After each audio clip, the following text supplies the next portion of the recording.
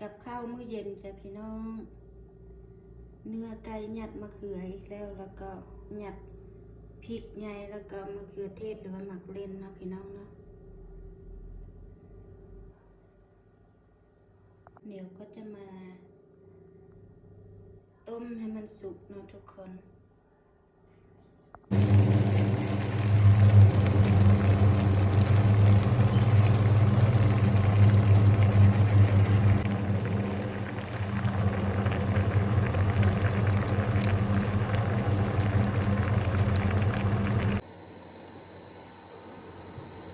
จะมาทอด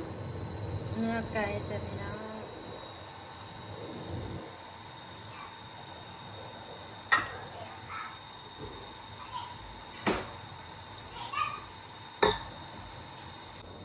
เอา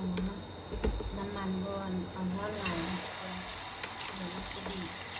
มันกะปินะเกือบจะติดจ้ะพี่น้อง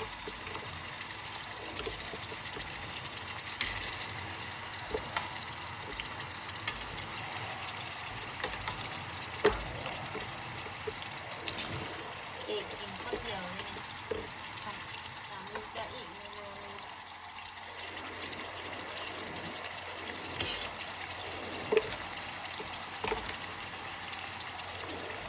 เป็น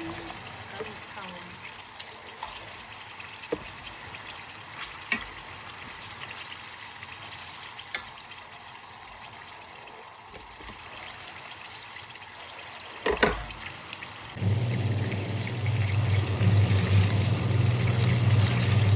อยากติดไอ้หม้อนี่นะทุกคนเพราะว่าเตาแก๊สหมดเนาะสามีก็ว่าให้ไปซื้อมาใส่พอทุกมื้อให้มีเวลาว่างตั้งแต่เรียกหมดมือป่านนี้ยังบ่มา